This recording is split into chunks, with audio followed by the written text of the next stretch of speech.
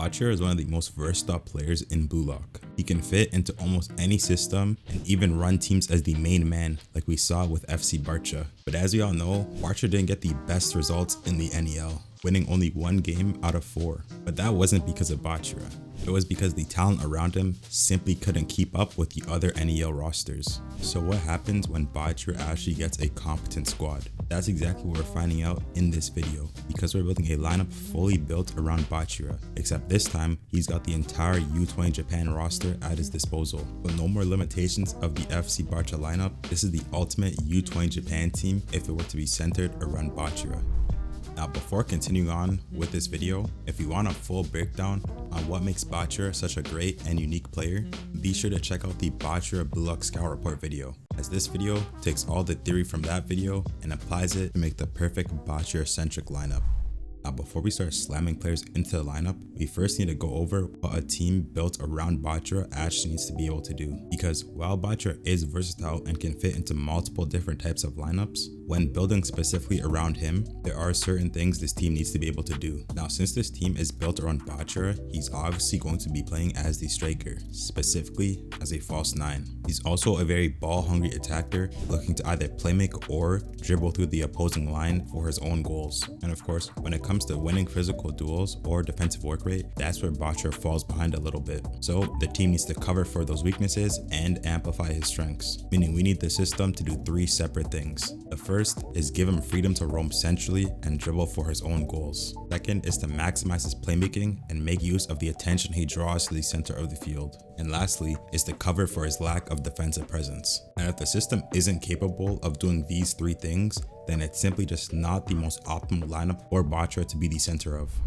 Now that we've gone over all those requirements that we need the system to do, it's time to look at the formation. And honestly, there's only one that truly makes sense in this situation, and that is the 4-3-3. 4 defenders, 1 defensive mid, 2 central mids, 2 wingers, and a striker up top, which in this case will be a false 9 as it's Bachira. This formation gives Bachira space centrally to operate, gives him attacking focused wingers to combine with, 3 midfielders behind him as support, and of course a solid back line for some defensive structure. And now with all that gone over, we can finally start building the actual lineup.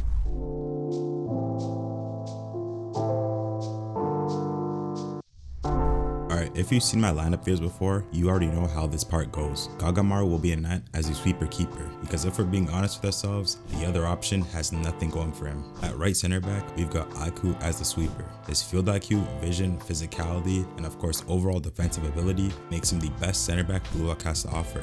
Perfect for organizing and stabilizing the back line. Playing next to Aiku, we'll have Ryu as the stopper.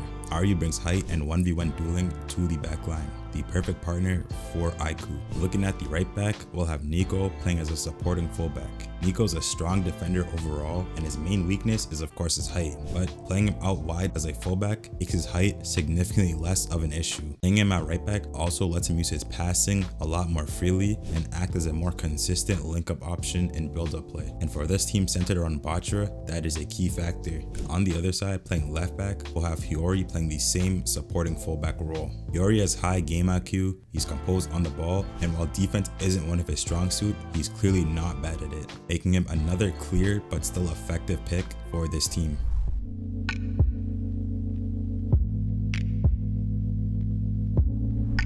Moving on to our midfield, let's first look at the defensive midfielder, which will be played by Karasu as the deep line playmaker. Karasu is a consistent player with high game IQ and great composure on the ball. Now in this team, he's going to be taking more of the back seat, more focused on bringing defensive stability and acting as an extra passing option when recycling possession. Onto our right center mid, we have Rayo as the box-to-box. Rayo is a complete all-rounder, making him the perfect fit as the box-to-box midfielder in this lineup. He offers great support offensively and defensively. Not to mention, he also has the ability to act as a ball carrier, helping the transition into the final phase of the attack when needed. To add even more to that, we've already seen what the Bachira-Rayo duo can do. It can cause major problems for the opposing teams like it did for Nigeria in the U20 World Cup. Our last center mid will of course be Sai as the advanced playmaker. Not only is Sai overall the most talented player Japan has to offer in the U20 category, he brings elite dribbling, passing, game IQ, and more, easily making him one of the few players who can actually keep up and understand Bachira's plays. With all that said though, in this lineup, Sai actually is taking more of a backseat role. Because Bachira's playstyle revolves around being on the ball as a false 9, Sai isn't really needed to be the final dictator in the opposing team's half, and instead he can play as more of a ball progressor instead of your standard number 10.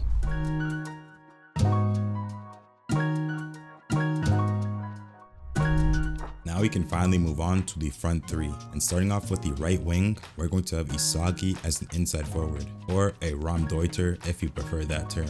Now this is an easy pick. Isagi already has proven chemistry with Bachira that we've seen time and time again throughout the entire story. On top of that, he reads the game well and has elite off-ball movement, making him a perfect match for Bachira's playmaking ability. With Isagi and Bachira both playing next to each other on the attack, Bachira has the freedom to choose whether to pass to Isagi or use him as a decoy and go for his own goals, giving Bachira full creative freedom. Moving on to the left wing, we have a player similar to Isagi, which will be Otoya as the other inside forward. And this is essentially the same idea with the Bachira-Isagi partnership. The only difference is Otoya brings less game IQ and instead brings more speed, which honestly works out perfectly fine because in this lineup, Bachira is supposed to be the one making all the plays in the first place.